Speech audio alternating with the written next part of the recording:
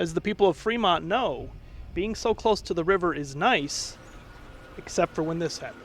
When the Wolf River flooded in mid-April, it forced residents from their homes and caused businesses to close in several Wapaka County communities. In some cases, residents in places like Fremont, New London, and Shiocton weren't allowed back in their homes or businesses for many days. And during that time, the floodwater sat there, soaking and damaging their property. See, it's just absolutely flooded from close to the river there, through downtown, and these businesses under the bridge.